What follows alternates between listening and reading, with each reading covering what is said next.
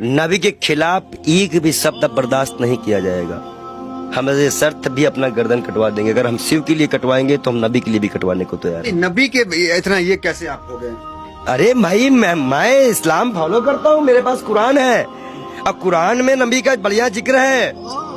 अल्लाह ने बताया है, मूसा अलैहिस्सलाम यहूदियों के पैगंबर, ईसा अलैहिस्सलाम ईसाइयों के पैगंबर, हजरत मोहम्मद साहब इस उम्मत के लिए सब हमें पता है। हम पागल बो रहे नहीं हैं, हम इस्लाम को पूरी तरह से स्टडी करे हुए। मैंने नबी को पढ़ा है, अल्लाह ने उनको महबूब कहा है।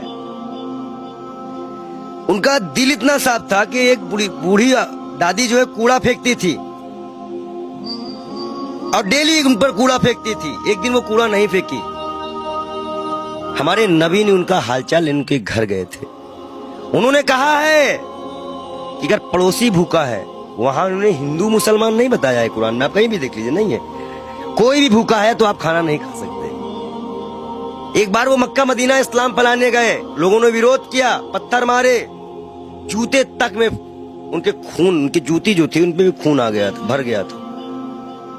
इब्राहिम अलैहिस्सलाम जहन्नम की आग लेके उतरे थे और बोले थे मेरे प्यारे नबी, ये मेरे प्यारे महबूब। वो इसलिए बोले थे कि अल्लाह उनको प्यारे नबी और महबूब करते थे। इस्लाम के लास्ट पैगंबर माने जाते हैं। उन्हीं की उम्मत जो है अल्लाह की बारगाह में जाएगी, सुनवाई होगी। 62 से 73 फिरके हैं इस्लाम में, उन्हीं की उम्मत जाएगी, वही बख्शाइश कराएंगे।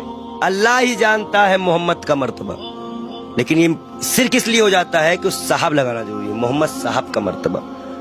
वो कोई एक सिंगल नाम भी उनका कोई नहीं लेता है तो दुख हो जाता है। नबी के बारे में और सुनिए। वो एक दिन गुजर रहे थे, शराब कोई बहुत इस्लाम में बहुत पुराने से हराम नहीं थी, शराब यहाँ हराम की गई, उनके उम्मत में हराम की गई, उनके सामने हराम की गई, उन्होंने हराम की। उन्हें मुसलमानों को हिदायत दी कि हर वो नशा हराम है तो इस्लाम में तुम्हारा पैर डगमगा दे। उन्होंने नशा भी हराम कराया था। क्या उनकी ये बातें नहीं दिल में छूती है?